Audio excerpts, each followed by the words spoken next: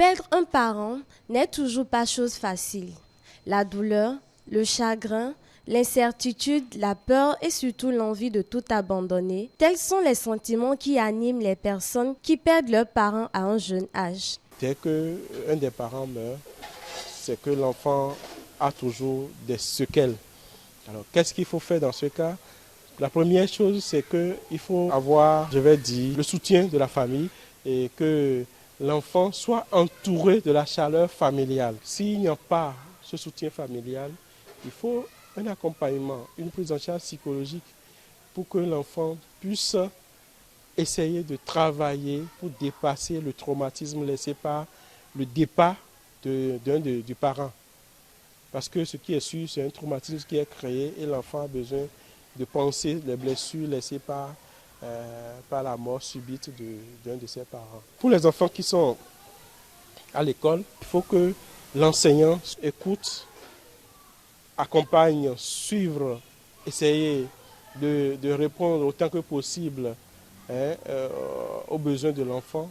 Et c'est à ce prix-là qu'on peut offrir un avenir meilleur à l'enfant. Parce que quand un parent meurt, l'enfant se sent abandonné, rejeté. Je demande aux enseignants d'être plus attentifs, d'échanger avec ces enfants-là, de donner plus une écoute bienveillante à ces enfants pour que ces enfants puissent se sentir accueillis. Parce que quand un parent meurt, l'enfant se sent abandonné, rejeté. Pour ne pas finir à la rue et surtout pour éviter tout conflit, des dispositions juridiques sont à prendre afin de garantir un avenir meilleur aux enfants. Comme le dit le doyen Charles Dumercy, qui disait « La mort fait naître d'opposition entre les intérêts de la veuve et de l'orphelin ». Donc il va falloir y prendre les dispositions nécessaires. Et juridiquement, c'est l'article 115 du Code des personnes et de la famille qui organise la délivrance de l'acte de décès. Et après ça, l'article 588 du Code des personnes et de la famille qui organise maintenant la succession. Et la succession s'organise dès le décès de la personne.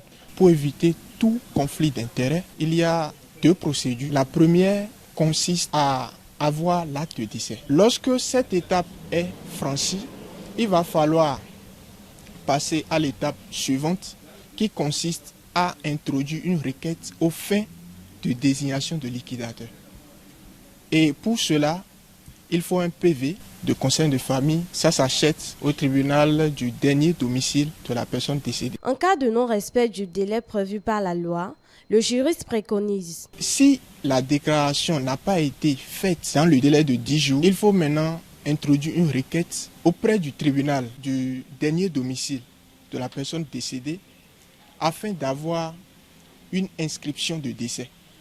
Et c'est sur cette base-là qu'on va maintenant introduire le PV pour permettre à ce que les biens soient administrés et sécurisés. Le tribunal maintenant homologue le partage et là, chaque enfant aura sa part. Et c'est pour éviter tout conflit d'intérêts. Donc, il faut noter qu'il faut organiser sa succession de son vivant pour éviter tout conflit.